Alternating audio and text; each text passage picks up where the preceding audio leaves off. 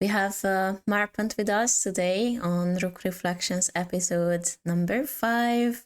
Hi, how are you doing? Thank you so much for having me. Thank you again for accepting my invite to this Rook Reflections episode. I'm very happy to have you here.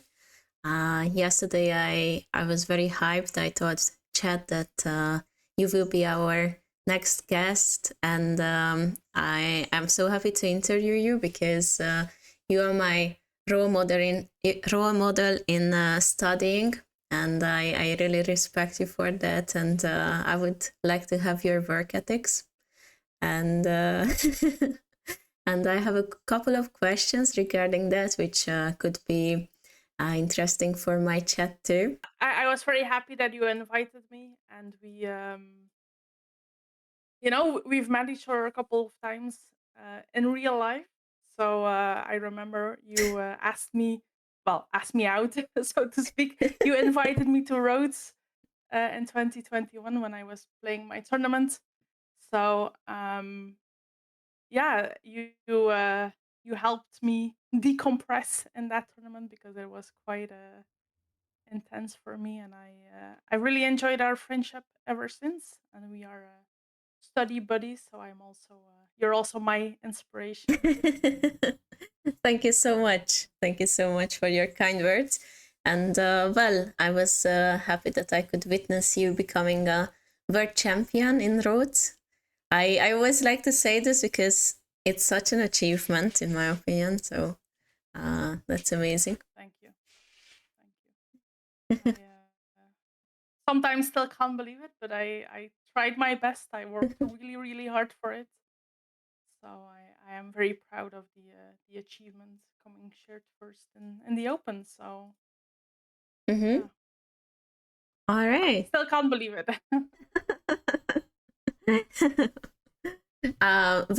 Do you think there will be any time when you will believe it, that it happened? When I get good enough at chess, so in about 350 years, maybe. I think chess is one of those things like you can never be good enough. It is something that even the top GMs, they still make one move blunders. They still get mated in one, and you're never ever um, good enough. Never good enough. Mm-hmm. Yes, that would have been my next question. What is good enough? I don't know. I don't know. I never feel. I have to say though, when I did my tournament in Rhodes in 2021, I think it was around April 2021 when I decided that I wanted to become a title player. I had been watching the I Am Not a GM Speed Chess Championship on chess.com, which I absolutely loved. And then the Women's Speed Chess Championship, I also watched, and I realized you needed a title to compete in that. So I said, okay, I want to compete next year, so I'm going to try to get a WCM title, which you get by getting a 2000 FIDE rating. So that was my goal. I started working with a coach. I worked a lot on my own, so I felt really confident. I had done everything that I could. Mm-hmm. Um, so I felt really, really prepared. And still, you know, afterwards, people were telling me that I told them that I didn't feel prepared. So even though looking back, I think I was prepared, but I was still complaining. That's so important, I think, to feel like you've done everything that you can do because you only have 24 hours in a day. And I have a full-time job that is not chess, unfortunately. And uh, you know, um, you can't devote your whole life to studying, and that's why a lot of children get so good at chess because they just have school, and for a lot of people, school is quite easy, and they can just fill every waking hour with chess. Mm-hmm. Yes, I can relate to that. I can definitely relate to that. It's just easier as a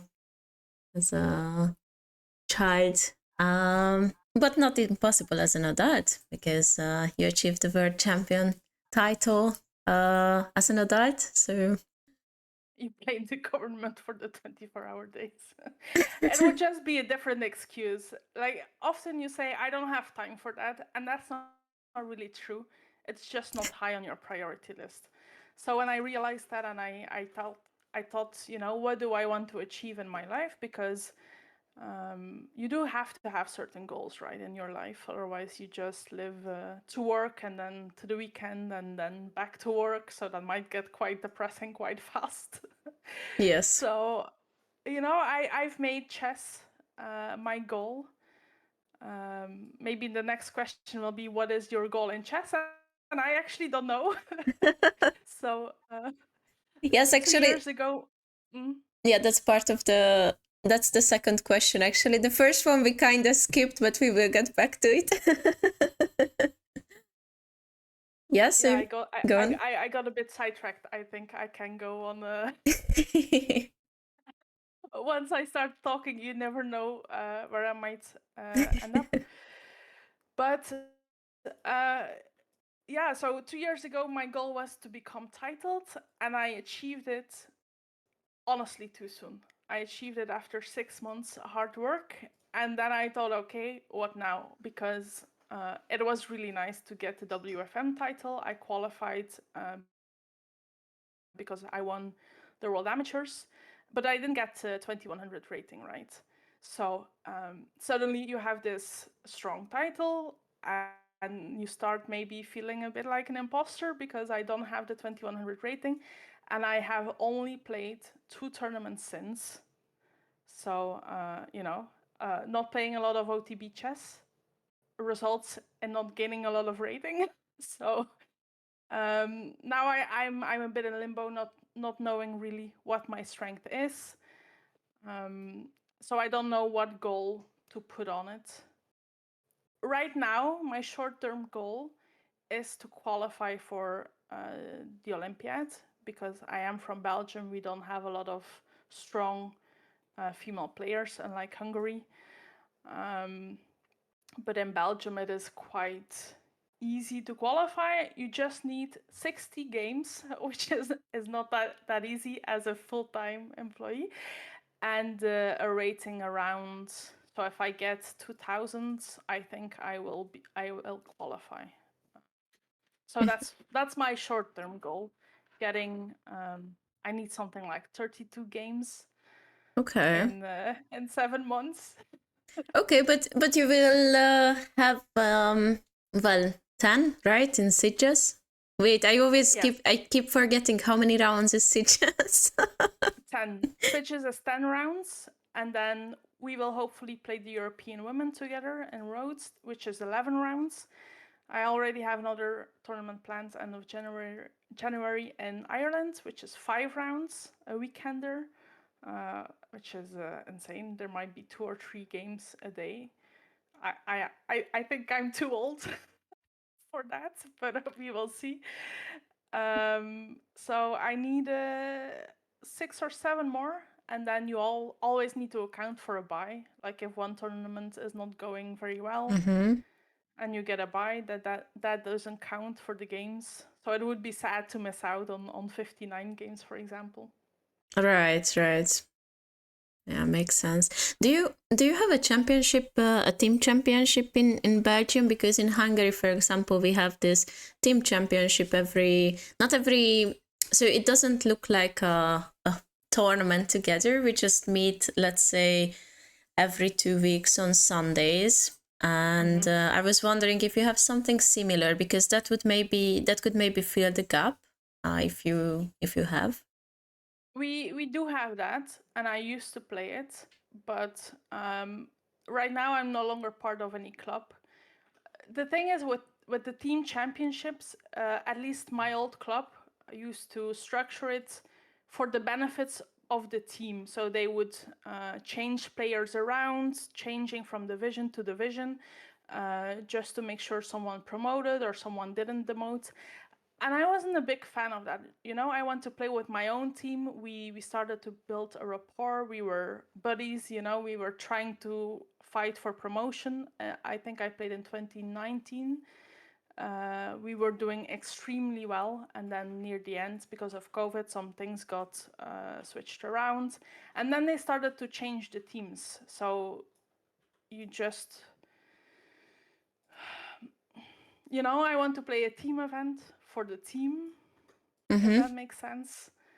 And then I didn't like that I had to drive like 2 hours somewhere and then play with people that are not really on my own team. And then I don't know. I don't know. Maybe I need a different club, but Mm-hmm. also I have to say I don't know about you because you coach and stuff, right? As a main job I also coach, but as an addition I don't have as many students. But when I work from 9 to 5 on Monday through Friday, I don't really want to spend 8 hours on a Sunday afternoon, you know, traveling and then playing one game that's super important. Yes, yes, that makes sense. And I can actually relate to that because my team in Hungary is the second best in the country. We have many strong players, and well, I don't play in the first league, which is where the GMs play. I play in the second one, which is still strong because there are maybe one or two GMs, international masters, FIDE masters, and quite strong people. But this team is not in my hometown.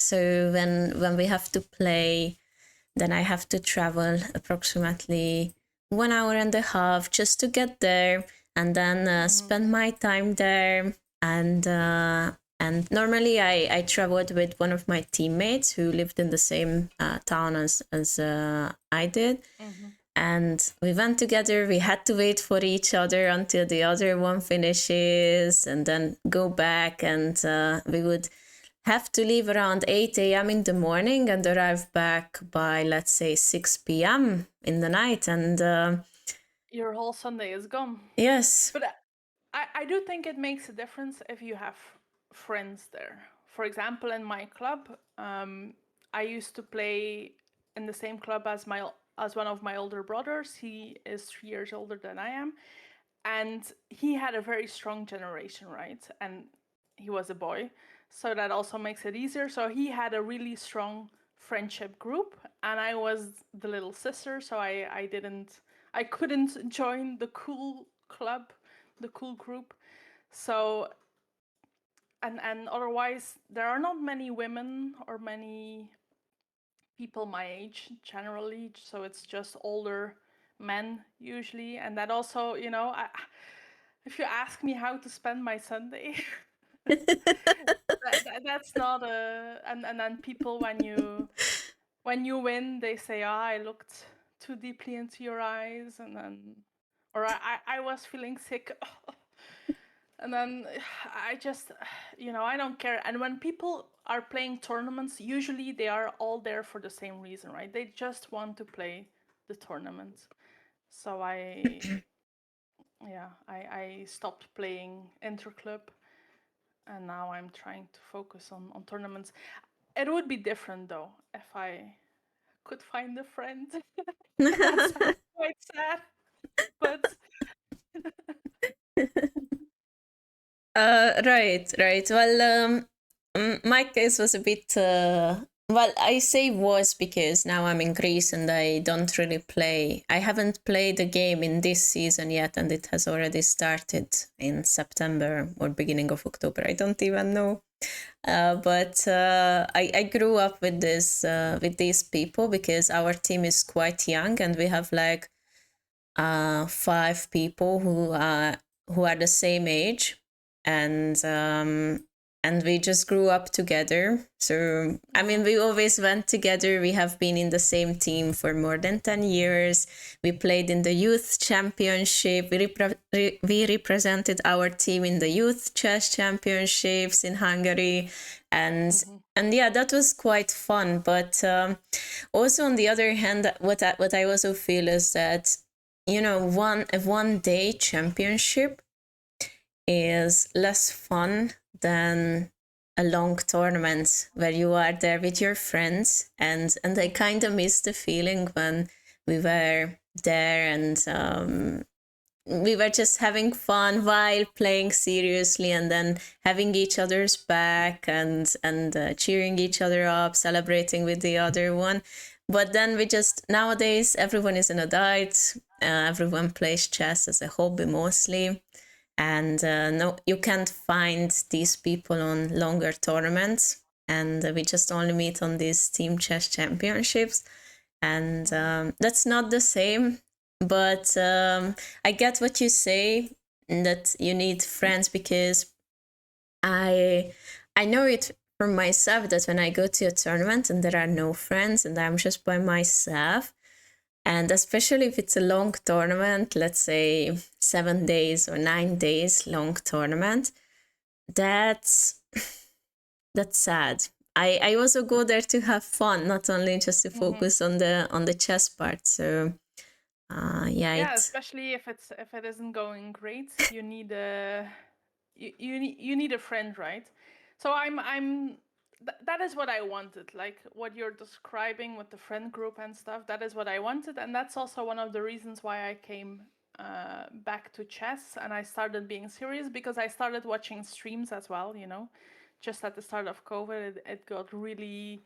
There were a lot of fun streams, and I started watching Fiona Stalantoni, and we became friends. And then I thought, okay, there is friendship here, and then you and we are going to play a lot of tournaments together. So let's hope we can be that for each other. This is yes. turning into a very sad stream. No, that's not the moral of the story. We are advocating for friends and fun in chess. Yes, right. And well, we have a tournament coming up. Uh oh my gosh, in almost 2 weeks. Oh my 2 weeks. god. I know. Yeah, I so know. yeah, so the people who don't know, we are going to play on the same tournament in starting from 12th of December. It will be in Spain, and we will be there for each other. So yeah, um, Hmm. we will have our friends. Yes. Yeah. Well, we got into this topic quite fast. It was a bit in medias res, but that's fine. That's fine. Just we skipped my first question, and I would still like to ask that. Sure. Can you remind me, please? Yes, of course, of course. So, how did you start playing chess? How did I start playing chess? Well, my older brother started first. In Belgium, there are these kinds, so I'm sure they have that everywhere, where for children, they invite you to see a couple of different sports and hobbies, and then you can pick and choose which ones you want to try out. And my brother chose chess, so he went to the chess club. And then my parents just kind of sent me with him, I guess. That's how it how it started. And then turns out I was quite good, I guess. There's always this story that I tell. It's also not a very happy story, I guess. But it's the Belgian championships, right? And my club had this deal that they would pay for certain players to go, the players that they thought were good enough. So my brother got his fee paid, and I didn't. And then I went on to win. So I was 7-year-old girl. I won the under 10 girls, but I came 11th overall, which is, not bad. And then they said, you know what, we will retroactively pay your entrance fee. So I guess it ended well. And ever since then, I just started playing. I do have a regret. I never studied as a child, and now looking back, you think, how far could I have gone? But there just weren't many girls, and tournaments weren't very fun as a child, as a girl, because like I said, the boys were always sick or sad, or I imagine beating someone. I came first in the tournament overall. I had offered an early draw and he had refused, and then like 2 moves later he blundered his queen and he offered a draw and I refused.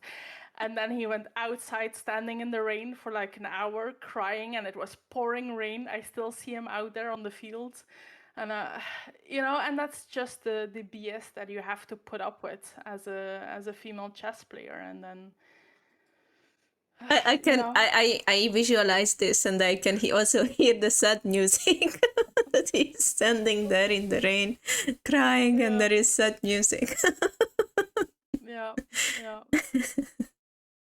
Yeah, and I just,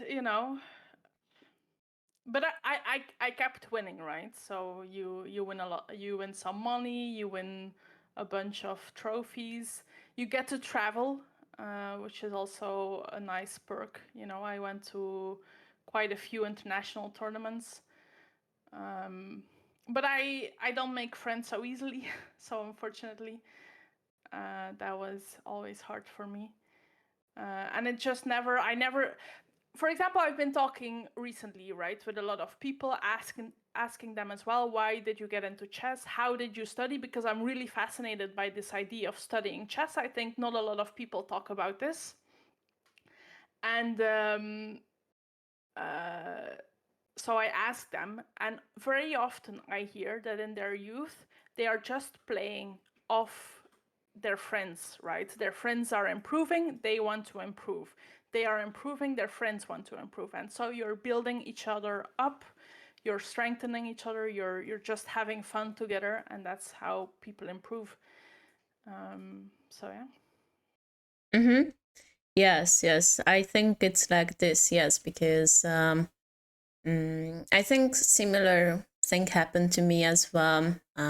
Because well, I started in my hometown in the team, and there were young people there like me. I was back in the day, but I started improving more than them, and there was no competition, so that's why I changed teams, Mm-hmm. and I went to this big team that had this very big program, one of the best programs in the country back in the day when Hungary cared about teaching chess for youth people. Nowadays we don't care, but that's another topic. Uh, and yes, I think that helped a lot because there were many strong players there, and yeah, it was very inspiring. You had to keep up in order to be part of the group, maybe. Mm-hmm. So Exactly, there's an incentive to get better, because chess is something that's difficult to get better at. You don't get an immediate results. You have to put in hours and hours. And still then, often when you are starting to work on something, everything else gets worse. So suddenly, instead of playing better, you are playing worse, even though you're studying more. So it's really a long-term effort. You need to have the right incentive to improve. yes, yes, but I think it's because when you study something new, you still have difficulties putting it into practice, and you And have you to, focus on it yes, and very hard. And and then just something clicks, and then you can level up maybe. So yes, I agree. Um, okay, well, that's a nice story, and I actually like this program in Belgium that you can try out a couple of things. They show you what you can try. We don't have such thing in Hungary. The way I did either. it, no, I actually had to try it myself. I mean, my parents were like, okay, try to go to art classes outside of school. Let's try. Do you like it? Go to dance. Do you like it? Go to chess. Do you like it? And I mean, chess was there for me before because I did like it. Just I didn't know there was a chess word. I thought it was just a game. Game. Yeah. And I figured it out later when my mom said that there was a tournament in our hometown, and she said, do you want to try it? And yeah, that's how I found it actually. And then I quit everything else. So it was. That actually reminds me of a movie that I saw as a kid that also really helped me get into chess myself. It's Lang Live de Koningin in Dutch, so it means Long Live the Queen. Mm-hmm. And it's about a little girl starting to learn about chess, and it's a real like the chess pieces are real people. It's a real kingdom, and the one kingdom is cooking something nasty, and then the other kingdom is complaining, and it's like this really nice, beautiful story as a. Yes, I think I have seen it when I was a child, but I don't remember the story much. Just I remember she was talking to the chess pieces, and it was fun. Yeah. Yeah, and then with a friend that she has that's also a strong chess player, but he's sick, and then Ah, yeah, it's a right. really nice movie if you want to. It is pretty old, that is true. I saw it oh, probably over 20 something years ago. Yes. uh, oh, that's excuse me. Yeah, I was going to look it up, but that messes up my thing, so I guess I won't do it. But I think it's pretty old, yes. Right, right, right. I also think so. Yeah. Okay. Well, let's. I already asked the Well, we already discussed the second question about your main goals and in chess. So I will just skip that now and ask the third question, which is about chess improvement. I told you I prepared a couple of questions because you are also a coach. You also study by yourself. And well, I would like to ask you, what do you think is the best way to study, let's say, openings, middle games, end games? It's a bit maybe a big question, but I will leave it up to you how deeply you answer it. Mm-hmm. Well, I can tell you how I study chess because Mm-hmm. it was a journey like everyone else. I have a lot of chess books. This is one pile of three piles, and this is not the main the main chess book place. So I do have a lot of chess books, but it's impossible for me to study from a chess book. I open it, I look at one page, I try to play one line, and I'm done. It just doesn't work for me. So I spent quite some time looking for what did work. And for me, and I know it's not for everybody, but for me, Chessable really helped me. My jump came thanks to Chessable because it's for me, it's such a nice platform. You can get openings there. They have also a lot of free courses, so it's you can also buy courses, and I think the quality is really high. And that's how I study openings, right? Chessable. Otherwise, it would have never happened. I told you about this, right? I am writing a blog about how I study openings, and I wanted to include this anecdote. Anyway, I'm doing a lot of editing, but I wanted to include this anecdote where I used to play really offbeat openings because if I am going to be out of book move, out of theory on move 2, I want you to be out of theory as well. So I used to play one f4, the bird opening, which is not a recommendation because it's not a good opening, especially if you don't know theory. You really do need to know theory. Fun story though, they had to organize a study day where they refuted the f4 opening just for me because I think I was the only one playing it. So ever since then, I couldn't play it anymore because suddenly everyone knew how to play against it. So yes, openings are important at a certain level.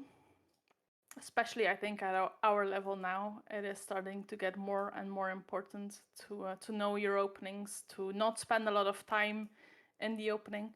But I'm running away from the question. I think how do how do I study openings? So I use Chessable. Very important though that I do want to add is that you need to use Chessable as a tool. It is a tool and you need to make it work for you. So you need to change certain settings. That's the first thing I do. I change certain settings like the timer. I take that off because I don't want to get pressured by a computer to complete something in time. Also, all moves is super important when you're learning the opening because otherwise you just get dropped into a position and you don't know how you got there, right? So when you are starting to learn the opening, turn on all moves so that you keep repeating the same moves over and over. And then my third advice would be to always finish revisions before starting new lines because it gets a lot, you know. The amount of revisions can be insane, and then you don't want to do it anymore because there are too many lines to revise. So that's also very important not to try to do too much in one day, right? You go like, oh, I want to study chess today, and you do 20-30 lines, and then the next day you have 20-30 lines to revise, and you go, okay, this is too much, I'm going to quit. So that is how I study openings. Also, delete your progress. When you come back to an opening after a while, just delete the progress and start again. It might be cool to see this bar fill up, but if you don't actually know the opening, the bar means nothing, right? It's not even a good bragging point because you can't say to your friend, look at this bar, it's at 60%. Ah, do you know the opening? Oh no. So just reset your progress. That's something that I do a lot. And then I also like Chessable for tactics and games. Yeah, I basically do all my studying these days on Chessable. Chessable. Okay. Yeah, Okay. I'm a big fangirl, I guess. But what can I say? It gave me a title. It gave me a gigantic boost. I know I improved massively, and I've done just about everything on Chessable with strategy courses and stuff that I all can recommend. Yes, well, I saw that there were I also like this move trainer on Chessable. It works for me too, and it makes it actually more fun to study openings, in my opinion. Even if you don't buy the courses on Chessable, what I do is sometimes I import my lines that I study to Chessable and study them there because it's just I remember the well, not good old days. I cannot call them good old days because they were terrible in this sense. Because I remember before chessboard, the way I studied openings is that I paid a lot of attention to my coach when he was explaining the line. And then I got it in chess base, and I was actually memorizing the lines in chess base, which was so boring that it's incredible. But now with Chessable, it's more fun because there is it gives the lines automatically. I also study all moves thanks to you because you showed me how to do that. Because before I didn't like that I had to start from a random position, that I wasn't sure about how we got there actually, and then know the moves from there. So I studied all the moves like you taught me, and that helped a lot, even though it's much slower. But I actually feel like that my knowledge is deeper. I'm studying an opening right now. I might have mentioned it on chat, but I really have to skip. I really need to quit telling my new openings live because I don't want to reveal the opening I'm studying. But so yeah, I feel like it's a new opening, but because and even though I didn't review it in quite some time, I reviewed it so many times in the past that it's I can do it on autopilot almost. So it helps a lot. Yes. That is actually also the only issue. Like, we are training to play online, so before you have an OTB event, put the opening on a physical board, because you will not have the muscle memory from studying online. So that is one of the only problems. But it's something that I don't mind doing. That I put it on the board once or twice just before the tournament, just to get a feel, for the opening. So that is an important caveat. Don't Yes. forget to do that. Yes. The other day, I also on my previous lesson, my coach taught me that, Marigje, you do your studying also on a real board, right? And I'm like, oops. There's a real board in my mind. How does that sound? Yes, and he was like, Casper also said that you should see it on a real board, because online it's completely different. It's 2D, not 3D. You can't touch the pieces. It feels different, and maybe you won't remember the line that well, because like you said, it won't be in the muscle memory. Yes. Yeah, exactly. But yeah, but a coach, I also used to have a coach, and then he would talk about openings, and it's just 1 year in, 1 year out. I don't remember anything that you tell me, and it's just a waste of my money, honestly. So yeah, I need to get that muscle memory in, and then once I get there, I put it on a real board, and I do my best. It's still not great. It's actually one of the things that I dislike studying the most, because it's sometimes so difficult to know what the right move is. It just has an impact 10 moves down the line, and they don't really tell you what the right move is. So it took me a while, but now I have a system of figuring out how to remember, how to know what is the right move and stuff. But it's a progress, and everybody is different. Some people really hate chessable because they think it's mindless repetition without learning. But it's a tool. You need to use it to your own advantage. How it works for you. Yes, I like that. I like how you say this. Yeah, you can actually customize the settings and use it the way you think it benefits you the most. Yeah, I agree, and I think what helps the most in opening studies. To be honest, I also hate studying openings the most. I enjoy strategy. I learned to enjoy endgame studies. I also used to dislike them. I remember struggling on one lesson with my friend, another girl, and we had a coaching session with someone else. It was only the two of us, and he showed us end games. We were still kids, like, okay, pre-teens, maybe like 12 years old or something. And I remember she having a tantrum, and me too being like, oh, when will this finally be over, this endgame study? And she had this tantrum like, coach, why do you show us endgames? When on earth will I have this position on my board ever? I remember this so clearly, and the coach got a bit surprised because she had her temperament, and she was like, and he said, well, what we are learning in endgames is not necessarily the position itself, but the thinking, how you think in similar positions. And then she calmed down a bit, but yes, I still remember this.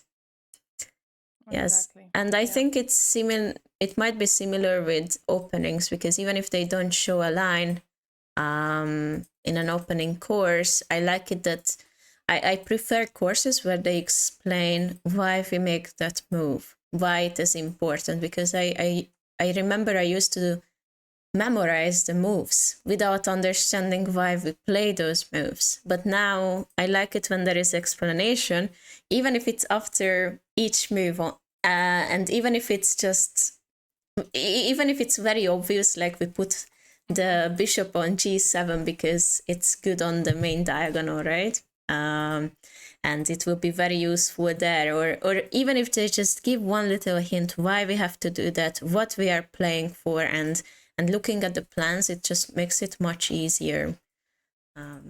My opinion. Exactly. Have you done the book that Kostya wrote recently, on endgame studies? I think it's called something Endgame Studies 101, and it's extremely good. I really, really recommend it. So the first couple of chapters are showing advanced tactics, and then later he gives you the studies with a couple of moves before those tactics. So you have to build up to the tactic and get it. It's extremely well written. Mm-hmm. So I really recommend that if you want to learn endgame studies in a fun way. Right. Yes, but on the other hand, there are so many books. Also, I had to keep myself from buying courses on Chessable because now there is a big Black Friday sale. Mm-hmm. And I saw that there were a couple of courses that I was interested in available. They were available, and I was like, "Come on, Frushi, you can do this. Don't buy them. Don't buy them. You already have chess mood. There are so many strategies there. Finish that first, and then you can buy new courses, because yeah, it's a bit hard, when you have a book or a site or anything that helps you with your chess improvement, and then there is something new, and that sounds so exciting, I want to buy it. And yeah, this can be maybe another rabbit hole that you can go into, hoarding a lot of courses, chess courses, and then not finishing them. So that's what I'm trying to avoid. But maybe it's just one way for me to avoid studying at all. So I don't know. Yes. Can't study 20 books at one time. No. You should look at my Chessable. Yes, the other day I was watching your stream and you showed your Chessable courses, and I was sitting behind the screen, and you were just scrolling, and me, I was watching the screen with this face like, what? Oh my god. In my defense, a lot of those were short and sweet courses, and that's something that I hope Chessable will implement. Like right now, I'm working towards the tournament, so I stopped everything else and I'm just working on my openings. So I archived all my other courses. But that doesn't mean that I'm not going back to them. It's just because I need to set the right focus for the tournament, right? So in my archive, it's just one big thing of things that I will still finish, things that I have finished, things that I will never finish, because I don't want to do all this opening study. So, but you can't, unget them, right? All the short and sweets.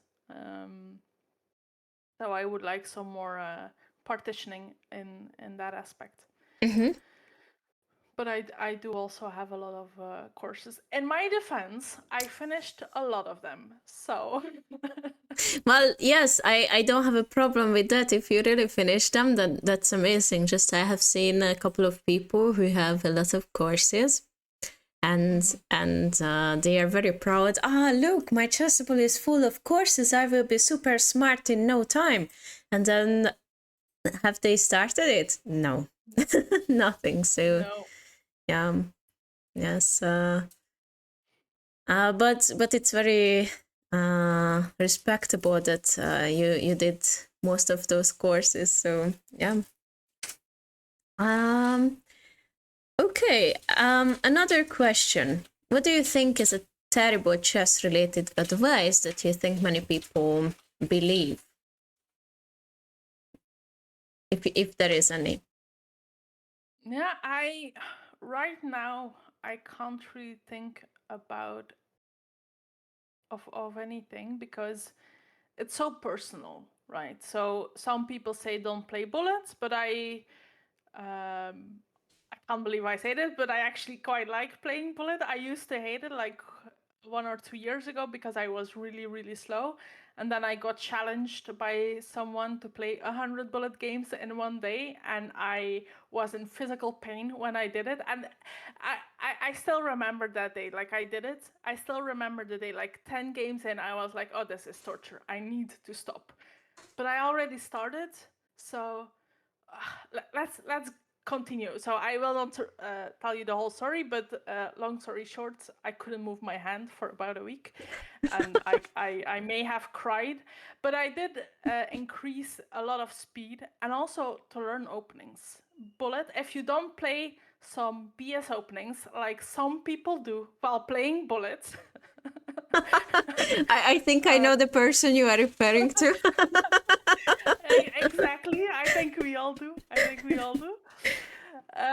But yeah, if you play your own openings and you try to play them well, then it's also really nice to train them to get the muscle memory in. But you do have to go back and check that you actually made the right moves, because otherwise you are training the wrong moves, and that is not great. So there you do need some a little bit of analyzing when you do that, when you use bullets to better your openings. Mm-hmm. But other than that, what are some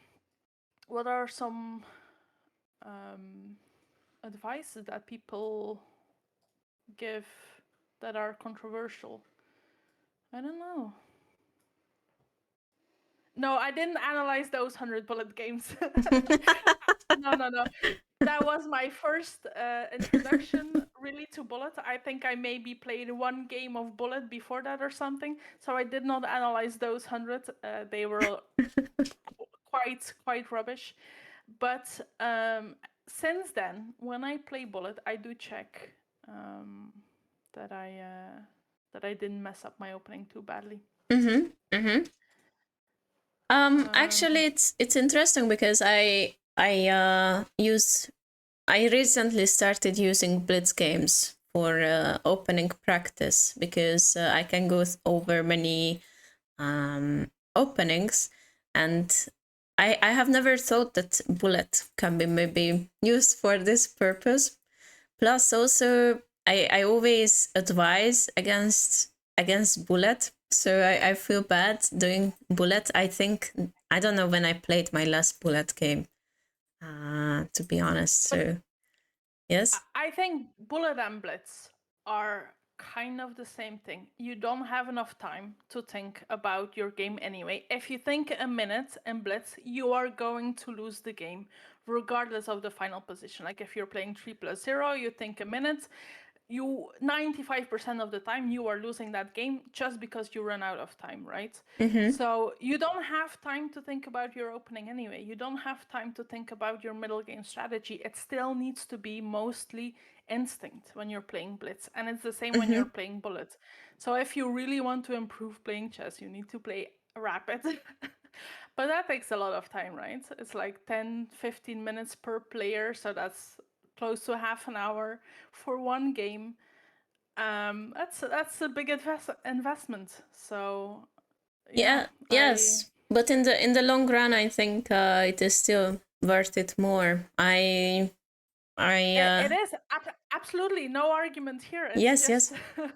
it's just a lot of time when you could be playing like 30 bullet games. No, but honestly, rapid is much better to improve. But if you are training your openings, for example, for me, there's not much difference between blitz and bullet. Mm-hmm. Right, right.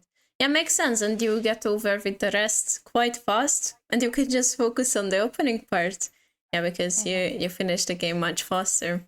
Yeah, okay. I will try this. This is something new. I have to try. Rosie bullet addict blaming me when she's playing at 2 a.m. and she's just still playing bullet. I mean I just follow the big names. Ali Reza did the same thing before an important match. So if he does it, Yeah, maybe it helps me too. I don't think it turned out very well for him though. So Yes, yes. I wanted to say something, but I forgot. Yeah, yeah. What do you think about playing bullet games to overcome time management issues to become faster? What do you think about that? that is exactly what I do. So for once, I was really slow in those first 100 bullet games, but as the 100 progressed, I got a lot faster, and I now have a quite respectable bullet rating. So, and I do suffer from time management issues. Like when I talk about losing a minute in Blitz, that's because I lose a minute in Blitz. And every time when I notice that I am getting slower in Blitz, I go play Bullet. Because in Bullet, you have to be fast. And then you train being fast again. And then I can go back to playing Blitz. And I notice that I am faster in Blitz. So I really, I do use it for that. And also in OTB games, right? Time management will lose you games. You can play a perfect game, but if you have 5 minutes on the clock against 30 minutes, you are going to lose just because, you know, the pressure, you know, you only have 5 minutes. You can't think anymore because half of your brain is focused on the time problem. And so yeah, time management is extremely important. They always say that that the clock is a piece. So I I am a Bullet fan to solve those timing issues. Yeah. Okay. Maybe that's the answer to my prayers. Because well, we in our DMs we often talk about time management and how to overcome it. Because both you and I suffer, I think, from the same issues in this matter. Yeah, we Yes. have analysis paralysis, right? Yes. We get paralyzed trying to analyze the position, and in Bullet you don't have the time because you will absolutely lose. So yeah. If the clock is a piece, then getting low on time is a gambit. Well, Yeah, actually, gambits are usually not very good, you know, unless you know how to manage them perfectly. So right, right. I Okay. mean, Grishuk is the best at using his clock as a piece like that.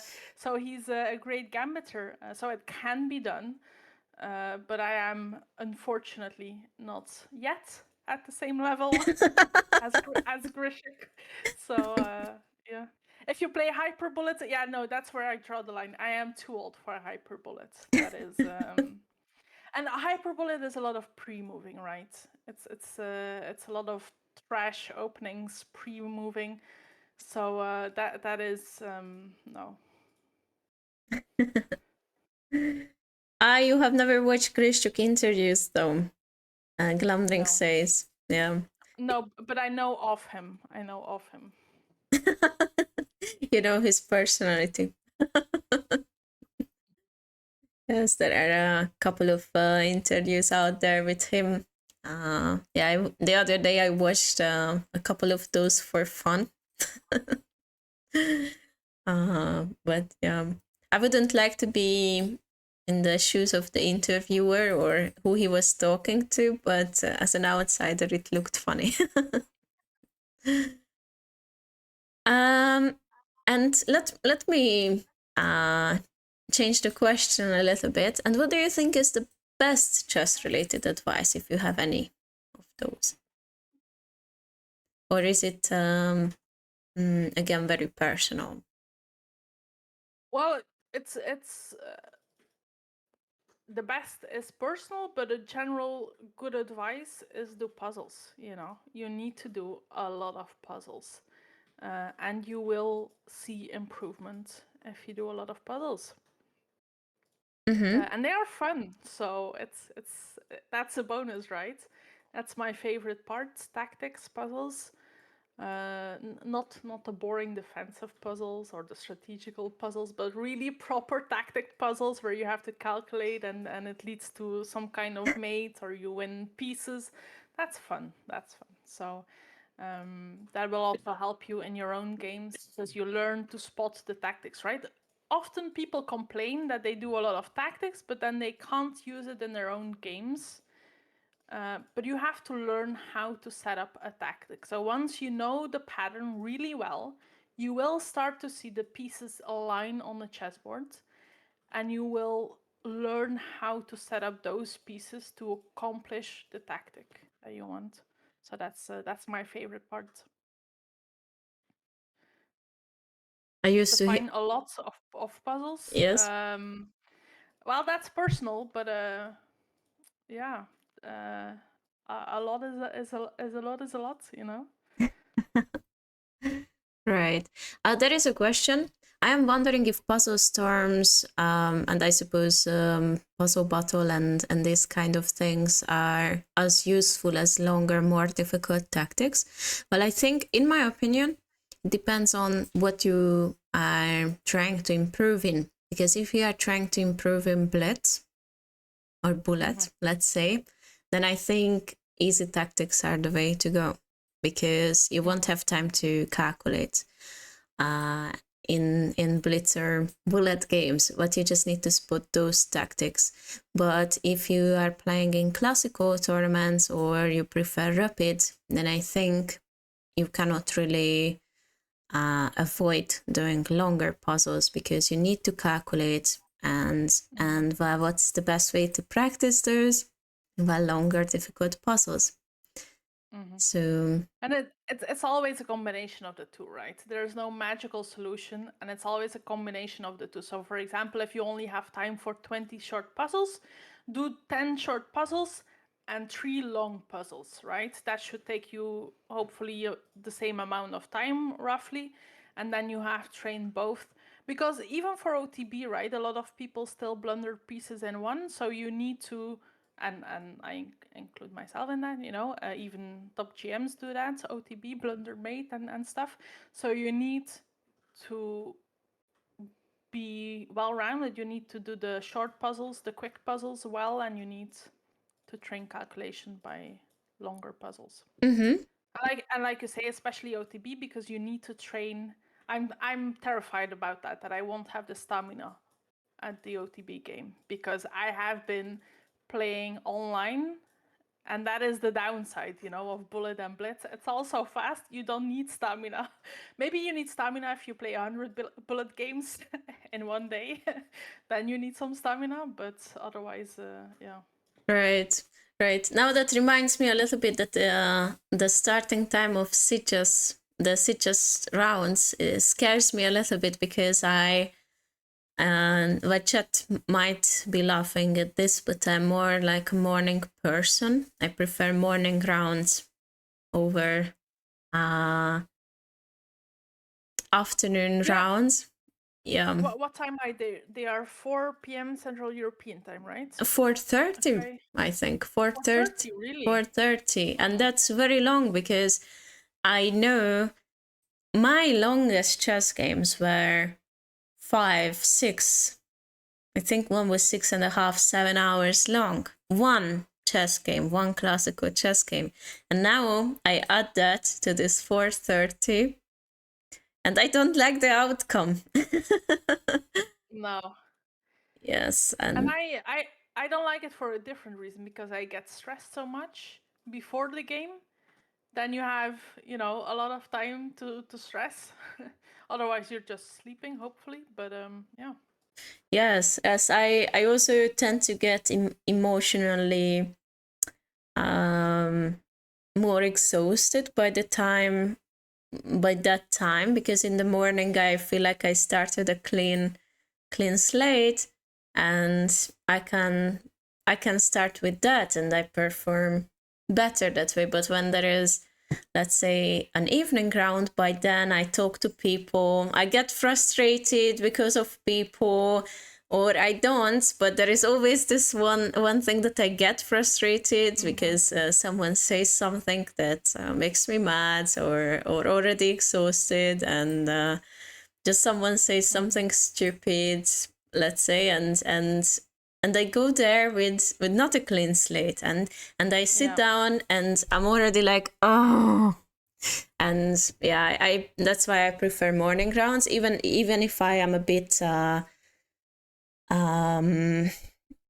more sleepy, even if I'm sleepier in those morning rounds, but at least, yeah, emotionally cleaner maybe.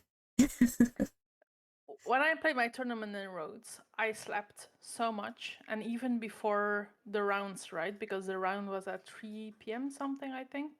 So I would wake up to get breakfast and then be in the room a bit, maybe read something or just stress for about 3 hours, something like that. Then take a long nap, then take a shower and go to the game just to try and separate those. So yeah, Yes. it's going to be interesting, the tournaments, I think. Right. But we will not give up. We will play on, even if I personally lose all my games. That's my goal, right? I just want to be happy with how I played, not necessarily the result, because I will be one of the lowest rated players there. And as Mike so helpfully pointed out, which I since cannot forget, is that I will be playing a 2400 rated player in the first round. So I will probably start on a losing streak. No, no, no, no, no, no, no, no, no, no, no, no, no, no. We don't know that. We don't know that. Don't lose the game before the game starts. You know, that's also something really interesting. A lot of people look at things differently, right? For me, it helps to realize that I will probably lose against, I mean, be honest, like against an IM level player, I have improved, but I have not improved that much yet. So I will not be disappointed. I will just try to put on the best game that I can, and I will fight. And if I lose, I lose. I will just try to not get run over, you know. And then we see for the next game and the next game, and it's just what do you? My parents used to tell me, right? Just get a half a point out of 9, and then everything above that is better. I feel like I have outgrown the half a point out of 9. I do want to get a bit more than that, but I don't want to set the expectations too high for myself. I don't want to put that pressure on me. I don't want to focus on the result or focus on the rating, because honestly, that is outside of my control. I can just try to come to the board with a clean slate, a clean mind, and try my best, and not say, okay, if I lose, I am going to lose 10 points, and if I win, I am going to win 30 points. And that's your mind uses the energy to think about that, and all I want to do is think about the game and not about the result. For example, like that is something that scares me. I need to play 30 something games for the Olympiad, but what if I end up losing 100 rating points? Then I am out of the team anyway, but I can't think about that, because then I will start thinking about I can't lose this game. But when you think you can't lose this game, that's when you are going to lose the game, right? Because you're not focusing on the chess, you're focusing on everything else. So yeah. Yes. Yes. It's so important what you are saying, because when I played in Palahora, which was in July, some of you were following my performance there, which wasn't very impressive at that point, but I remember that one of my biggest fears were, oh no, if I lose against this person, I will lose like 15 rating points. And but who followed it know that I ended up losing 60 rating points. That's a lot of rating points in one tournament, and I ended up leaving early from the tournament for my mental health, because I just couldn't handle anymore being beaten by kids that didn't deserve the rating points. I mean, in a way, they didn't deserve it in a way that they were 1700 or 1800 FIDE rated when they were actually playing like a 2200 rated. And that was really annoying. And I also have to keep in mind that the rating system changed a lot over the years. It doesn't mean the same as it did like 10 years ago, let's say, because then I remember it wasn't always like this. Now it feels like a mess, to be honest, this rating point system. It's the same with COVID, right? A lot of people stopped playing but started studying a lot. So it's not a current actual representation, and the people that already have a high rating are the ones that are paying with their precious points. But as Yes. soon as you start thinking about the points that you are going to lose, you are increasing your chances of losing. But it's easier said than done, right? Yes, right. Well, I don't know, one of my fears, and well, one of the reasons I quit this Palahora tournament early is because I didn't want to go under 2000 rating, because it would have hurt my pride, if that makes sense. And it was funny, the other day my friend, the girl, actually, I still keep in touch with, she's one of my best friends, this girl who I mentioned before, who complained that I will never have this position. We still keep in touch, and she's around 1900 rating points, almost she's almost 2000 rated. And the other day I was complaining to her about this, and she says, well, there is life also here, you know? so so yeah, that is. That's always a problem, like, right? Like your rock bottom would be someone else's highest achievement. Like right now, I am also on my highest rating, but I haven't played any tournaments, so I hope it's not representative. Yes. But like you say, getting the 2000, it's always a magical border, right? 2000. Right. So And I really liked what Constantina said when we were in Palahora, because we were there together, and he said, well, there is good news in losing so many rating points, because the next time when you play, not the good news, but like the positive side of it, if we try to find something positive in it, is that you will be this lower rated, underrated person the next time, so you will gain it back. And the cynic in me would say, hopefully. I mean, yeah, hopefully. But it will be easier, right? yes, Normally, in theory, on paper. yes, right. You'll be the one everyone else hates next tournament. Yes. Let's hope. Let's hope. Right. And well, I often notice it on myself that when I want to study chess, I get, sometimes I'm highly motivated and I can do 5 hours in a row without worrying about a thing, and I can just do it. And I'm like, okay, let's go, we got this, I can do this. And then there are other times when I'm like, I don't want to see a chessboard at all. Take it away. I don't want to see any chess today. And it's so hard to study then. But in my opinion, it's important uh, to keep being motivated even on those times. What helps you in these moments? Assuming that you also have similar feelings sometimes. I do. There's this saying, I don't remember it exactly, but it's something like discipline over motivation, because often you will not be motivated and you will just not do anything because you can't motivate yourself. But if you have the discipline, then you will do it regardless of motivation. So in those days, I am definitely focusing on quantity over quality, right?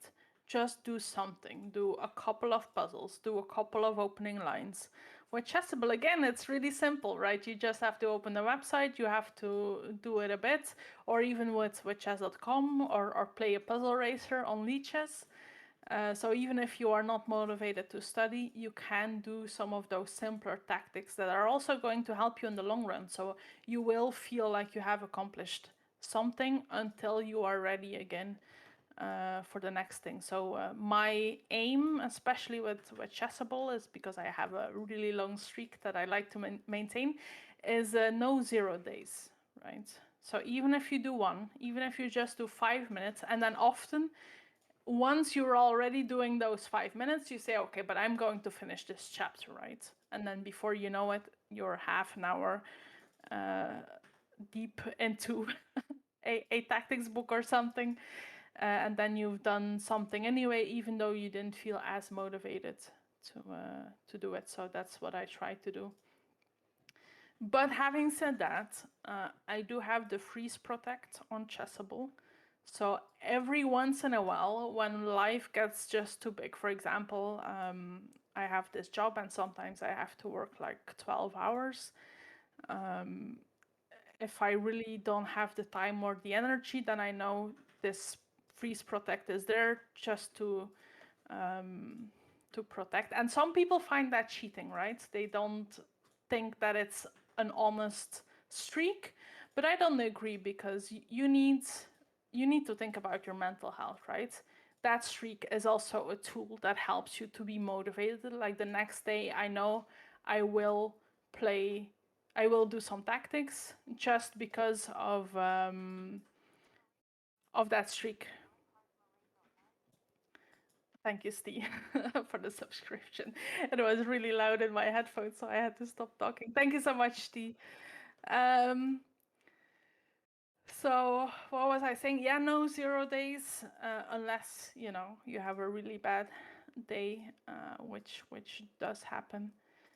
And just try to keep going. Try to think of your goal, and yeah.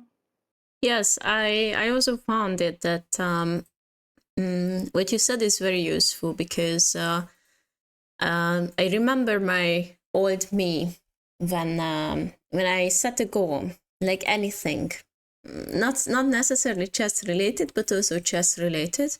Let's say, but since we are talking about chess and this is a chess channel, so I will just share my chess related goals. So I, for example, mini me said, 15 years old me said, okay, I want to study chess 2 hours a day. And then I realized that I only had, let's say, 1 hour to study chess. And I was like, screw this, I can't study 2 hours. So then it is not worth it at all. And then I didn't study. And now old me, or well, older me, does this differently. The way I do it is that I have an application where I put these goals, and my goal is not, let's say, study 2 hours a day, but like watch a chess mood video a day, even if it's 2 minutes, even if it's just 2 minutes long. I watch it. I have a sense of accomplishment, that I did something, and it is a very mini step. And yeah, maybe that's the only chess I do one day, but it keeps me going much more than if I set, let's say, a bigger goal. And also very often it happened that I was like, I don't want to play chess today at all. I just don't feel it at all. And then I see this on my to-do list, and I'm like, okay, even if it's just a 2 minutes video, I will watch it, or a 3 minutes video, I will watch it. So at least I can say I did something. I will feel good about this. And then I watch it, and I'm like, this is a very interesting topic. Let's watch another one. Exactly. And then okay, let's watch another one. And okay, I don't say I end up studying 2 hours, but sometimes instead of this 2 minutes video, I watch a 20 minutes long video altogether. And that is already better, because often I read this somewhere that the first step is the hardest, to start it. And if you start it and you still don't feel like it, then okay, then it is what it is. But very often the hardest is to start it, and once you start it, often it's much easier to keep going than actually starting it. So, and exactly. yeah, this kept me motivated over the past year, maybe, or half a year. A mistake that I used to make is, like, I have a book that I want to study, and I write down on my to-do list, like, I want to do chapter 1 double punt calculation, and then tomorrow I want to do chapter 2 double punt end game or something, whatever. And then on the first day, I get so motivated that I do both chapters, and then I think, okay, but now my planning is ruined, and then I stop because I ruined my planning. So I had to stop doing that and just say something general, like I will study some chess, or I will do some puzzles, maybe an amount sometimes if I feel really, really good. But always with the caveat, like you say, like 2 hours. Sometimes you just can't guarantee that, you don't know how your day is. Yes. You just do something, and then you see where you end up. Also, don't forget, chess study is for yourself. You don't owe anyone anything. You just want to become a better player yourself, and that's the only thing. That's the only thing that matters. So you need to adapt your to-do list to your day. Yes, right. Right. Yes, I really like, again, what you said. I agree with so many things you say. Well, almost, well, everything. I cannot say anything that I disagree with. But I'm always careful saying I agree with everything or I disagree with, yeah. But it's a dangerous statement to make, right? I might say something really, really out there. No. Yes, you never know. So you never know. Yes, and I also noticed that, for example, now I'm learning openings, and for example, I say, okay, I will want to learn openings, and then I, let's say, don't have time for openings, because for openings, when I study openings, let's say on chess mood, I like to make notes, and I can just watch an opening video by listening, like, okay, this is the plan. No, I have to make notes. Okay, this is what we do. This is the move order. This is why we make. Yes. You told me about that, and I find that so impressive. Like, I need to learn that skill. Like, when there's a video, I just listen, and then I hope that I remember stuff. But you actually take notes, so I need to learn that. That's definitely something. Yes, and you know what's funny? I have a chessable course on openings. I won't name names. Some people already know it. I think you know it too. It's one of my favorite openings. That's all I'm gonna say. And I have it, and I listen to it, and then I do the chessable practice. And I also read the notes. I put 100 focus on listening to the person who is talking, and it's also interesting. And then I do the chessable practice, and what I found is it's much harder to remember what he said about the line, or why we do a certain move, and I make mistakes. While when I do the chess mode one, and I watch the video there, and I make the notes for myself. And even though Avatik or Hoeneß is talking about the line, and they say the things about why we make that move, I write that down, like, okay, we put the bishop here because it attacks the e4 square, let's say, or whatever. And I write it down, and it's much easier to remember. Yes, it takes a lot of time. It takes a lot of time. It's a lot of time, but I find it useful. And then I mix this with chessable practice. and then yeah, that's the best combo for me. Yeah. Well, it's finding your own rhythm, right? Something Yes. regarding openings that I've now started doing. And I took a sip of my coffee and I nearly spat it out because I saw the short and sweet the bird, which was hilarious. But it's finding why my move that I want to make on Chessable doesn't work. So instead of proving a positive, which can be quite difficult for me, I'm trying to prove the negative, like why my move doesn't work. So that is the only change that I do. So I'm very impressed that you take your own notes and you add your own stuff.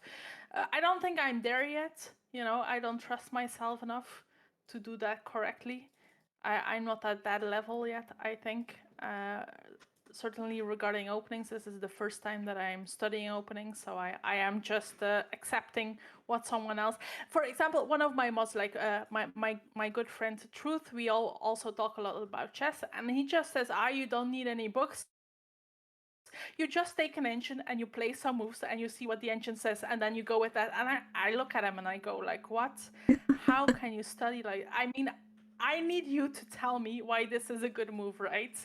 I am not at the level yet where I can just play moves with an engine and just assume this is theory for some very obscure reason. So yeah, that's very impressive that you take your own notes and you do your own thing, because that's also how you remember well, right? When you interact with the material and not just. But yeah, next level stuff. You need to. Yes. You need you need to have something to look forward to. Yes, yes, yes, and yeah, I think it's important to realize and understand which one works the best for you. So yeah, whatever works the best for you, and we have two different examples here. And maybe then there is another example, like sitting down and doing it in chess base, like I did in the back in the day, and maybe someone finds that the way to go. Or playing against the engine. This is actually not the first time I hear it, that you should just play against the engine and see what kind of position you can get into. But I think that's a terrible advice for people who are not at a certain level to understand how the engine works. So if you are, let's say, 1500 rated on chess.com, no. Or even FIDE, even 1500 FIDE, I would say no. No, that's a no. I mean, even at my level, the only reason when I use the engine is to prove why my move doesn't work, right? Because in my openings, I think like here you now have to play b5, for example, in one of my openings. That's often a common move. And it doesn't work right then. Then I turn on the engine and I see, okay, the engine wants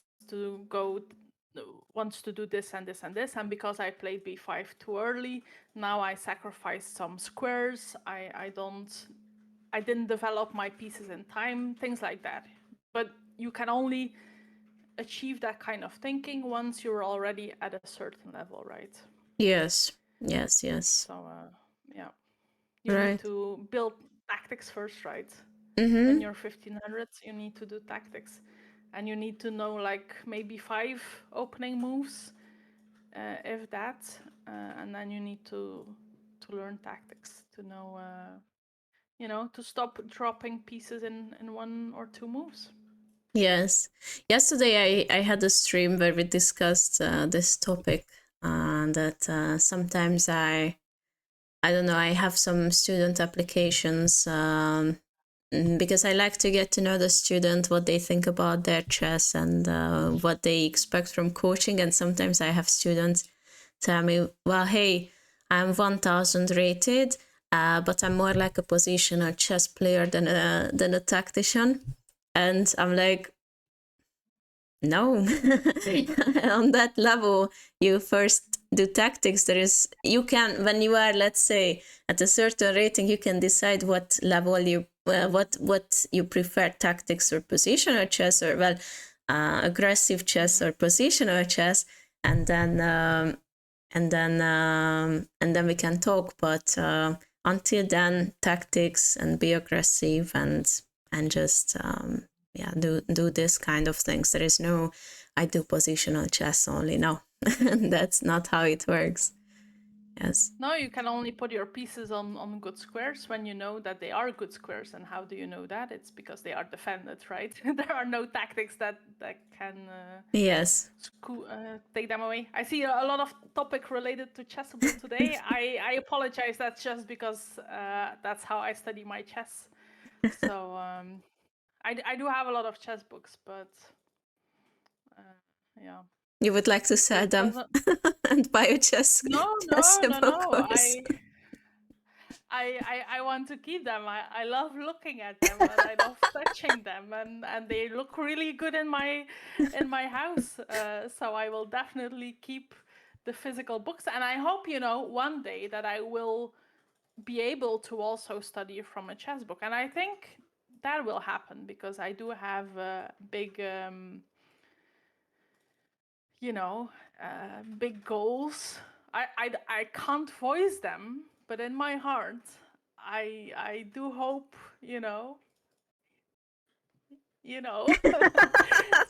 so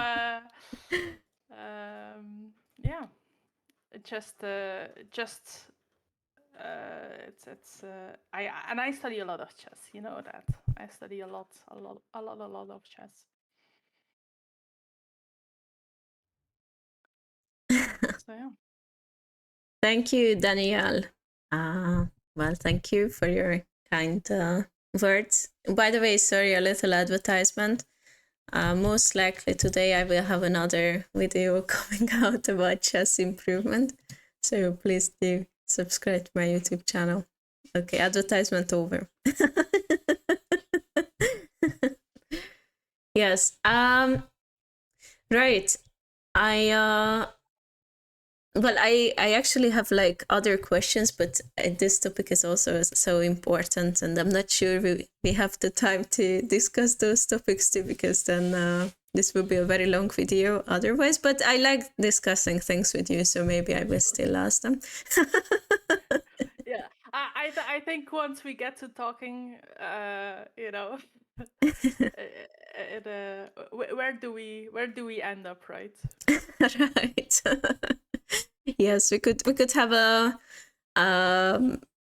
maybe a podcast together, like more episodes. This is episode number 5. This is episode number 5.2 and 5.3. 24-hour Rook Reflections. People have been asking me to do a 24-hour stream, so I think this is the only way that it's ever going to happen. I'm down to that. Yeah, we could do that. Just chess talks and everything. I actually like that. Yes. Yeah, so what did I want to ask? Oh, I got old and I forgot what I wanted to ask. Anyways. It was an important topic. It was an important topic, yes. Anyways, I will just let it go for now. Sorry, chat. My memory is limited. Yeah, that would be cool.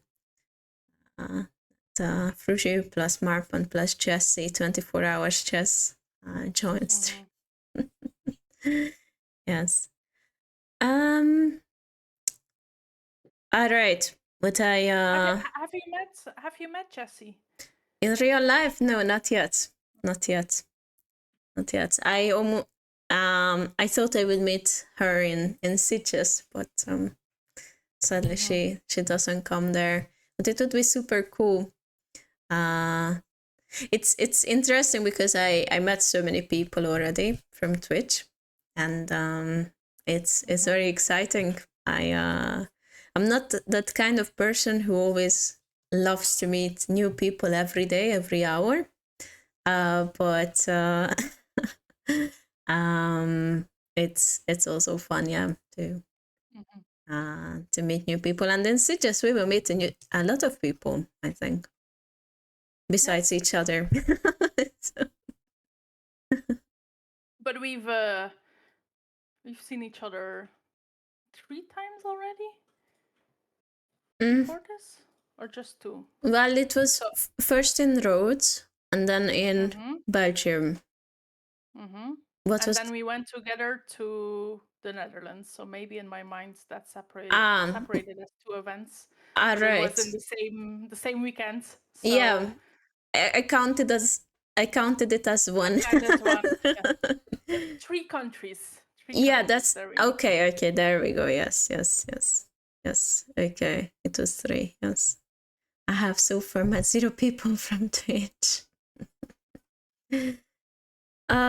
Yeah, so what I actually, now I remember what I wanted to say. That when I was younger, even younger, I remember there were only chess books and that was it. And I remember hating chess books because I didn't like reading them. But now with videos, it's just easier, in my opinion. But also, it's now it's harder in another sense because now there is a lot of material, and you have to Too feel. much choice. Yeah, you have to feel. You also have to filter them what information you accept and from whom, because who's saying something is not necessarily your friend, or Exactly. in a way that not your friend, well, of course, but in a way that they don't necessarily say the right things, or they don't necessarily um, say the best things. Even for your level, right?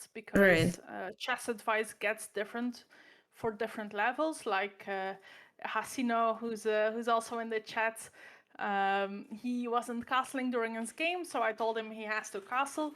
But once you get to the next level, right? Sometimes you don't castle anymore on purpose. So, but once you are, it's layered advice, right? A GM doesn't always have to castle, but if you are a 15, 16, 17, 1800 rated player, you should castle in 99% of your games just to get the king safety in. So at that level, as a coach, I would say you always have to castle, no exceptions. Because that one game that you will lose because you castled is a fair price to pay for all the other games that you haven't lost because you didn't castle. While when you get to a higher level, I would start to say, okay, look at the position, before castling. But it's just a different, exactly. It's about rule breaking, right? First, you need to learn the rules, then you need to learn about breaking the rules. Right, right, right. Do you have any chess books that you can recommend for intermediate advanced players like us? Well, what does that mean, intermediate and advanced players? That would be my question. For example, uh, I can't tell you which books helped me. I was always a very tactical, aggressive player until someone told me to stop being so aggressive, and then I became a terrible defensive player. So I had to learn not to be too defensive. But anyway, in my heart, I am a tactical player, and I didn't know the strategical rules at all. And I learn by learning rules, right? That's how I learn, and then I learn how to break rules. But first, you need to learn the rules. So, for example, strategy wise, I did this chess strategy for kids book that I always recommend. And I always say it is not for kids. For one, it uses advanced language. English is not my first language. And it wasn't always so it's not, they aren't talking to a kid, so I don't know why they call it for kids. And it was a really good strategy book to learn the rules with, so I really really recommend that. And then for tacticals, you have to learn the mating patterns, right? So the 1001 checkmate patterns book is really good. But then intermediate, advanced, what level are we talking about? If you are really advanced 2000 OTB plus, I would feel you need to do the Rios book on pawn structures. I don't, can I? Well, I won't look it up now because I might mess up things. But pawn structures and things are advanced study material, right? And it's not so easy to keep focused on, honestly. And then advanced is also rook endgames. They are also really difficult to learn because it's just a very general concept, unless it gets really narrow, which is a contradiction. But yeah, those topics are really difficult to learn. So if you're starting out, just the general tactics, general strategy rules, and then once you get to an intermediate advanced level, you go into depth, pawn structures, rook endgames, those things. Mm-hmm. Yes, I personally like these Yusupov books, which are a bit. You don't like I them? have, well, I like them, but I think they are advertised for a too low rating, right? I have started and stopped them so many times. Right. But I should start them again because I think it's been a year and a half, maybe even 2 years since I last tried it. I do have the physical book. What a surprise. What a surprise, indeed. So I think I tried them before my big improvement, so maybe I should try them again. But I think they are advertised for 1700 FIDE rating, maybe, or am I mistaken? Well, you know I guess. what? You know what? Mm, I look. I have those, and they start. I mean, okay, I'm not going to spill my secrets, but let's just say I might have them in PDF form. And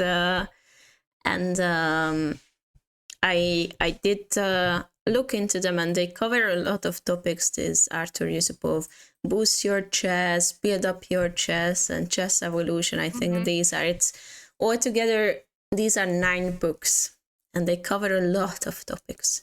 And I personally plan to go over them because I like to.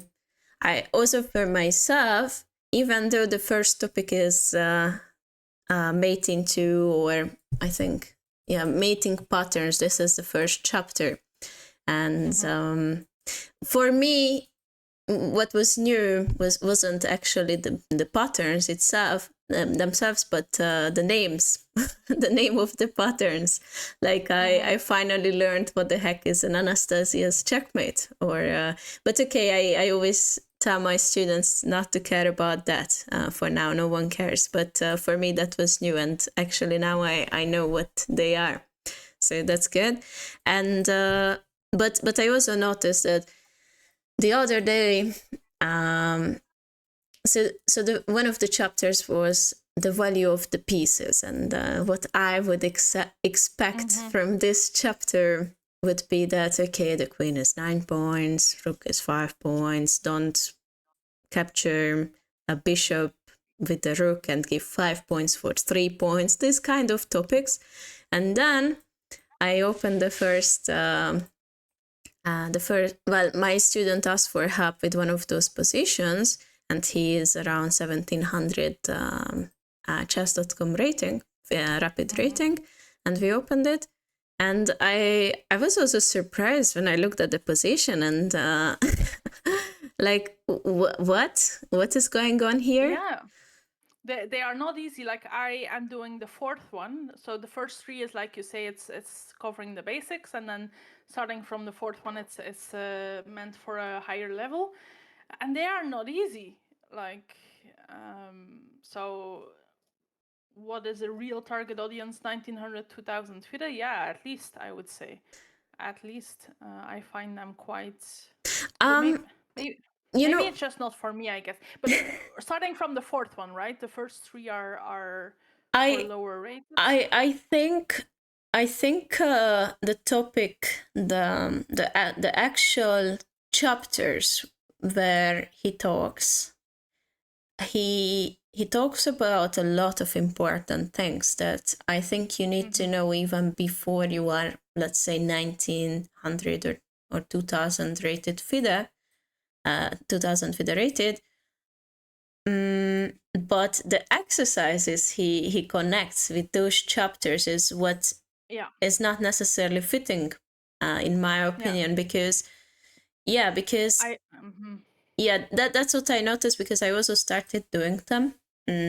And because they do cover a lot of topics, and I did them, and the concepts were familiar, obviously.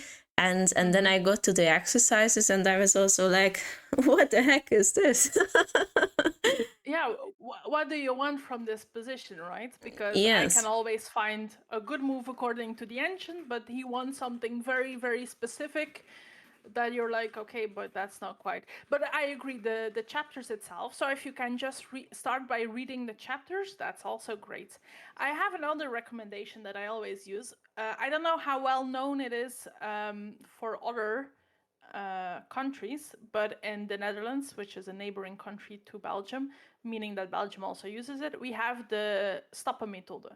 So it's something steps, I don't know, steps method, I guess, if we are going to be literal. And I have them all, and they are really, really, really good.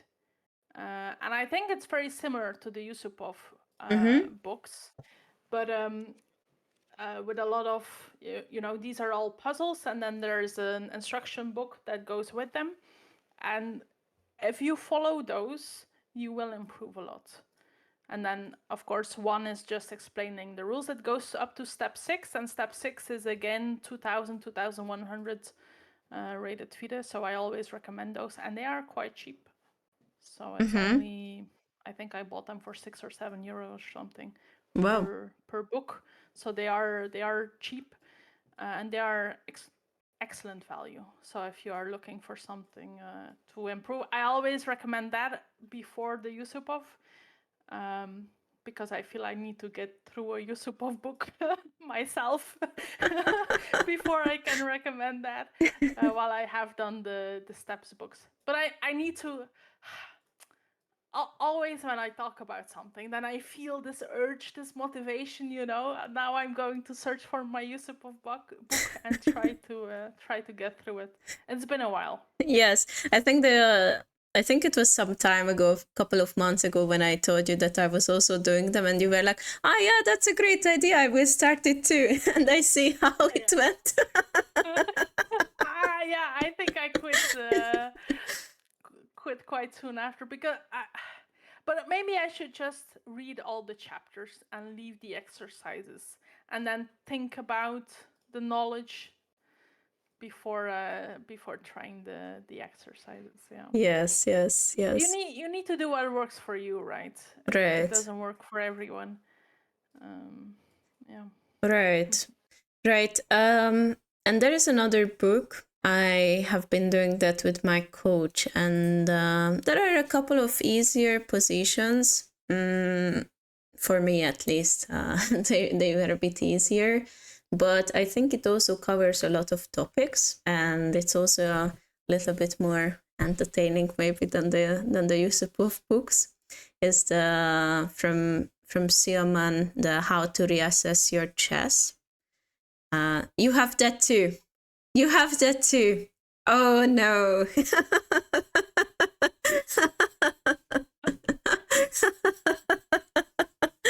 Why am I not surprised?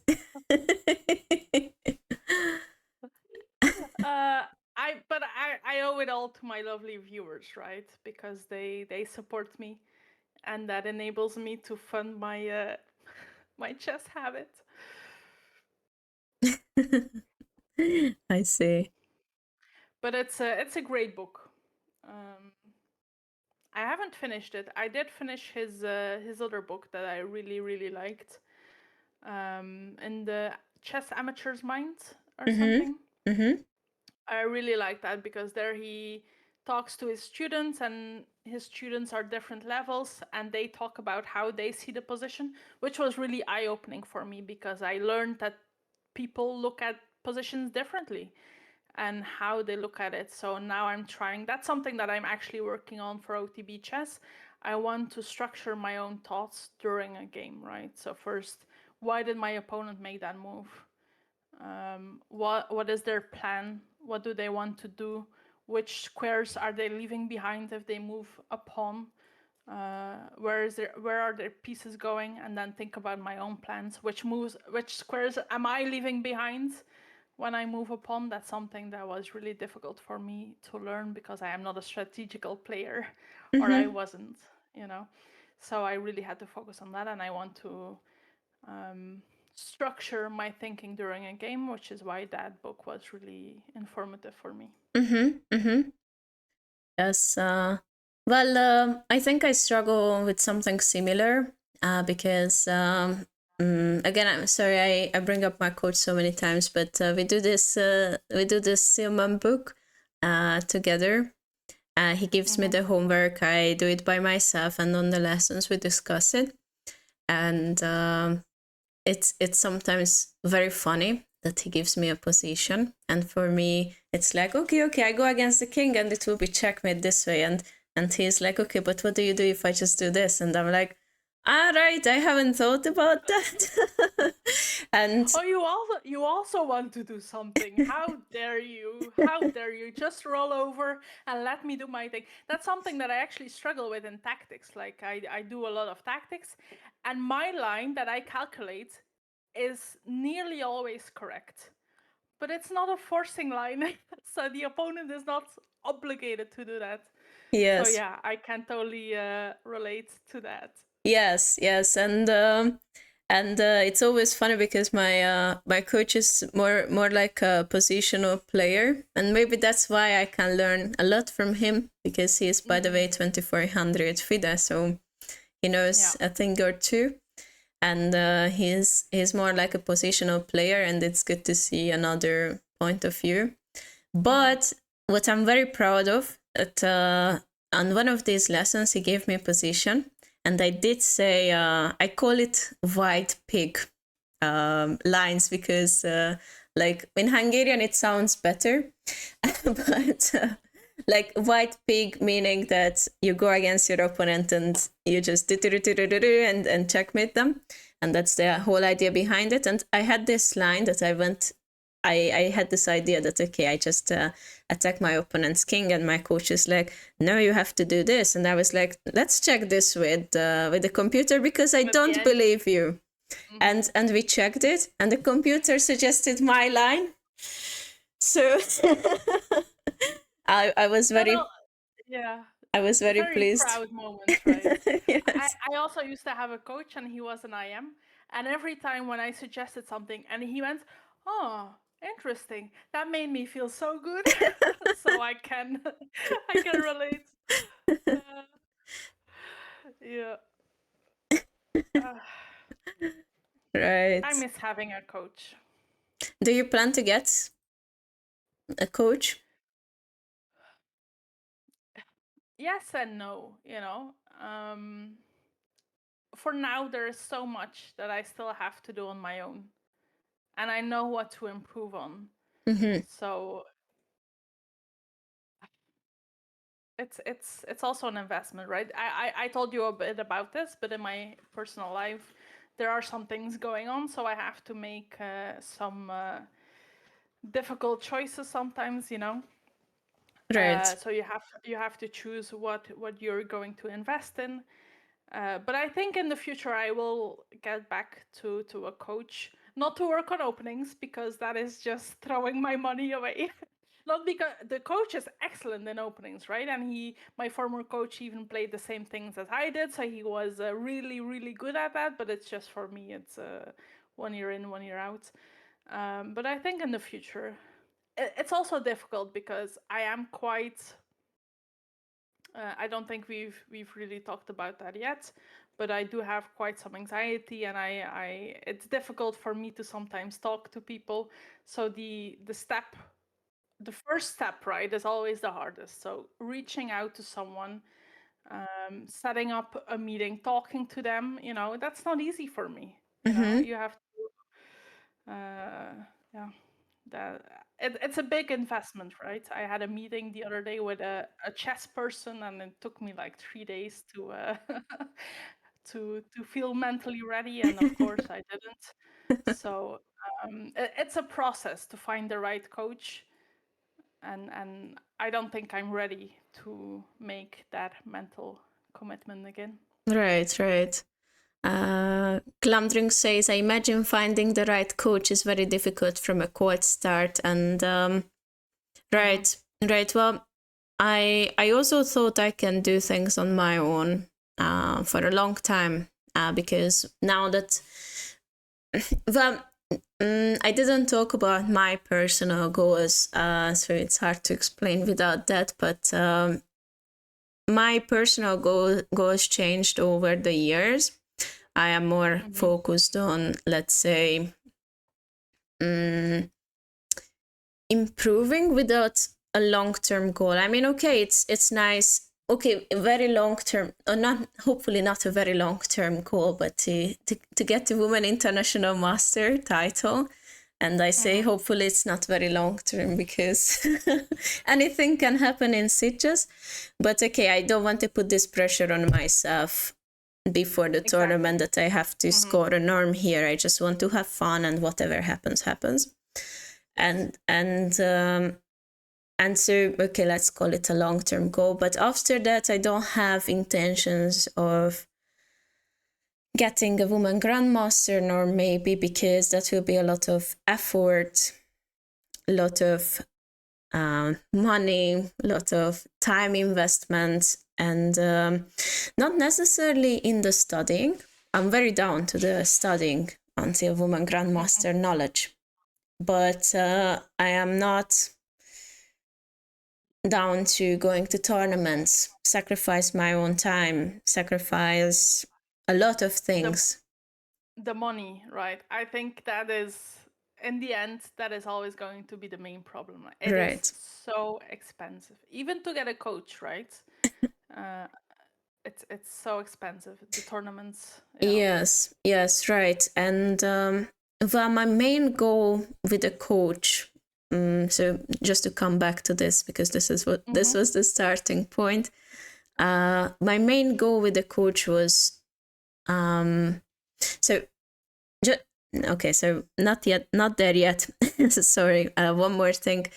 I do want to improve my chess, but and I'm very down to studying chess daily to improve my chess, but mostly not only for myself, but also so I can do chess longer in my life and work with chess longer, providing better for my students, also providing better content for this too. And having a coach for me helps with seeing a higher rated person's point of view in and insights. What insights they have in my chess, like what they can say about that, and also how they think, and also how they coach, because that's also something. He does it this way. Interesting. Maybe I can apply this too. And yeah, I use this to improve, because I don't want to think my, well, it's a bad advertisement line, right? That I don't think my coaching is the best, but let's just say I'm just open to ideas to learn and improve, and yeah. Yeah, like with every job, right? You need to get new ideas. You need to stay fresh. You don't want to be doing the same thing over and over again. So, Right. and I have to say, while I don't have a coach right now, if I would become a millionaire, I would get a coach immediately, because I also agree in the value. Like, the coach that I worked with was amazing. I really enjoyed also getting that guidance. Getting the structure. So yeah. Yes. And you could do it self-learning. You could do it, but you could also use a coach. Like, I have a couple of students that I really enjoy coaching them, because it also helps me by formulating thoughts and ideas, and we can bounce off each other, and we play out some positions, and it's also beneficial for me. So it's just about fun, right? In the end. which is funny. I didn't think that I would say fun when related. But it's learning chess is so much fun if you do it like how you want to do it. And for some people, that's working with a coach, even if you could do it alone. It's so much fun to do it with a coach. Yes, and yeah, there is. I see Namanov's comment. Do you need a coach? I believe self-learning is enough above 22 FIDE using computers. Well, I guess this is also personal. It depends on the person. I generally dislike computers if you start from let's say from 0 and you want to get to 2200 FIDE without a coach. I'm using the computer only. But I think here we need a caveat, because using computers, are you also not watching any videos? Are you not using any books? Because these are also coaches in a way, right? It's just not a one-on-one personal coach for you, but every video that you watch is some kind of coaching that you receive. And it's not like 30 years ago when you just had the computer and you had to play the lines like that. Now there is so much content online. Yes. For me, that's also considered a coach, just not in the traditional definition. Yes, definitely, and these are important in my opinion. If you want to get serious, that you also watch these videos, let's say, or read books. And yes, in that sense, maybe a coach is not necessarily needed, but in my opinion, it's good to talk to someone who is stronger than you and understands positions better, because there can be times when you read a book, let's say you check a position in a Yusupov book and it seems impossible and you don't understand what the heck is going on, and then you just ask your coach, like, I don't understand what is going on here, because a video won't answer you, right? Even if they show, they show you something. You have a line. Let's say you check a position, what someone is showing in a video, and you have a question. Why not this line?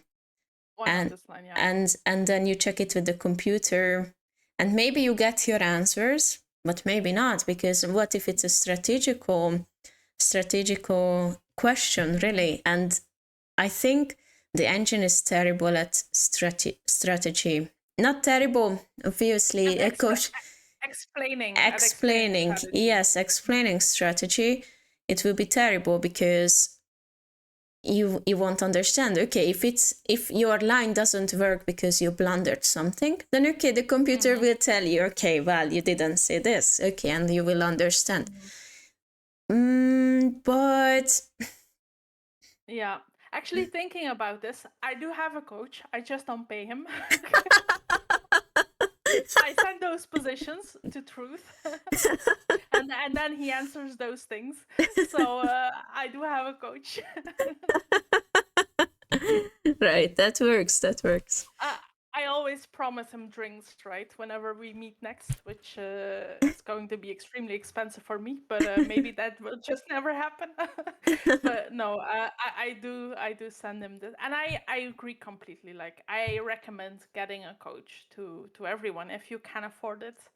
If you do have the mental space and energy to add that to your life, it's an enrichment. I 100% agree. Yes. Also because I also realized that working with a coach also helps you to keep they also help you be more motivated. Maybe because, for example, my coach gave me homework, and by myself I wouldn't do those. I would just watch my chess mood videos and I would just listen. And it's good to have some, let's say, exercise where what was given, and I have to think. I don't just listen, but I think, and I have to solve certain positions. So I think this is Also And you important. don't want to go to your next lesson and you have to say, I didn't have time. That's embarrassing, right? So you want to put on a decent, unless, I mean, I do have some students who have a very busy life and then they don't have time, so I don't want them to feel bad. That's not what I'm trying to say here. But in general, right, if you have a very clear goal in mind, you do want to do the homework. And I feel like I've talked myself into something here that I can't talk myself out of. So let's move on. Okay, fine. Um, meeting truth will probably cost more than paying to court. That is 100% true. That is, it's going to be extremely expensive. That man can drink a lot.